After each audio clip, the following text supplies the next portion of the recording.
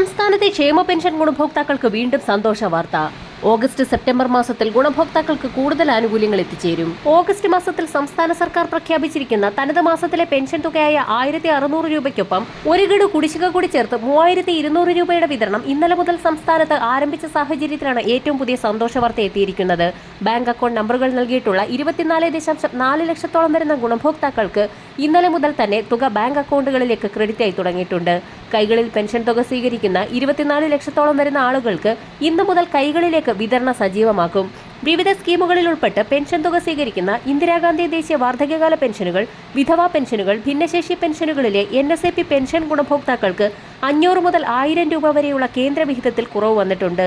ഇത്തരത്തിൽ പെൻഷൻ തുകയിൽ കുറവ് വന്നിട്ടുള്ള ഗുണഭോക്താക്കളുടെ ആധാർ അധിഷ്ഠിത ബാങ്ക് അക്കൗണ്ടുകളിലേക്ക് കേന്ദ്രവിഹിതം ഇന്നു മുതൽ എത്തിച്ചേരും. പെൻഷൻ തുക കൈമാറിയതായി സേവന സൈറ്റിൽ സ്റ്റാറ്റസ് കാണിച്ചിട്ടും തുക എത്തിച്ചേരാത്ത ഗുണഭോക്താക്കൾക്കും ഇന്നു മുതൽ വിതരണം സജീവമാകും. ഒരു മുടക്കവും കൂടാതെ 1600 രൂപ വീതം എല്ലാ മാസവും കൃത്യമായി എത്തിച്ചേരുന്ന ഗുണഭോക്താക്കൾക്ക് വീണ്ടും സന്തോഷവാർത്ത എത്തിയിരിക്കുകയാണ്.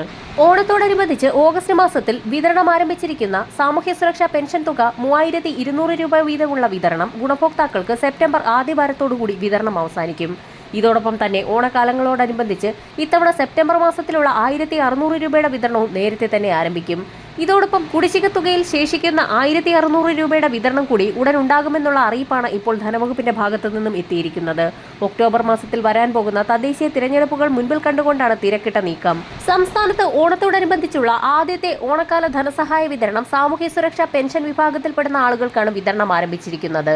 ഇതിന് പിന്നാലെയാണ് സംസ്ഥാന സർക്കാരിന്റെ ഭാഗത്തു നിന്നും കൂടുതൽ ധനസഹായങ്ങൾ പ്രഖ്യാപിച്ചത്. തൊഴിലുറപ്പ് തൊഴിലാളികൾക്ക് ഓണസമ്മാനമായി 1200 രൂപ വീതം ലഭിക്കും. കഴിഞ്ഞ വർഷം അനുവദിച്ച 1000 രൂപയിൽ നിന്ന് 200 രൂപയുടെ വർധനവാണ് ഇത്തവണ ഉണ്ടായിരിക്കുന്നത്. തുക വിതരണം ചെയ്യുന്നതിലേക്കായി 52 കോടി രൂപ അനുവദിച്ചതായി ധനവകുപ്പ് വ്യക്തമാക്കി. ഓണം പ്രമാണിച്ച് സർക്കാർ ജീവനക്കാർക്കും അധ്യാപകർക്കുമുള്ള ബോണസ് 500 രൂപ വർദ്ധിപ്പിച്ചു. ഇത്തവണ 4500 രൂപ ബോണസ് ലഭിക്കും.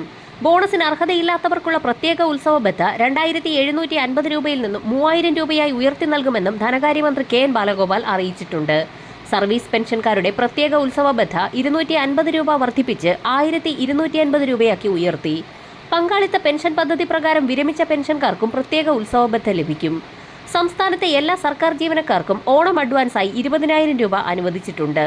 പാർട്ട് ടൈം കണ്ടിൻജന്റ് ഉൾപ്പെടെയുള്ള മറ്റ് ജീവനക്കാർക്ക് 6000 രൂപയാണ് അഡ്വാൻസായി ലഭിക്കുക. കഴിഞ്ഞ വർഷം ഉത്സവ ബത്ത ലഭിച്ച കരാർ സ്കീം തൊഴിലാളികൾ ഉൾപ്പെടെ എല്ലാ വിഭാഗം ജീവനക്കാർക്കും 250 രൂപ വീതം വർദ്ധിപ്പിച്ചിട്ടുണ്ട്. 13 ലക്ഷത്തിലധികം വരുന്ന ജീവനക്കാരിലേക്കും തൊഴിലാളികളിലേക്കുമാണ് ഓണം പ്രമാണിച്ചുള്ള പ്രത്യേക സഹായം എത്തുക. ഓണത്തോടനുബന്ധിച്ചുള്ള കൂടുതൽ പ്രഖ്യാപനങ്ങൾ ഉടൻ തന്നെ ഉണ്ടായേക്കും. വരും മണിക്കൂറുകളിലെ സർക്കാർ വാർത്തകൾക്കായി ചാനൽ സബ്സ്ക്രൈബ് ചെയ്യാൻ മറക്കാതിരിക്കുക.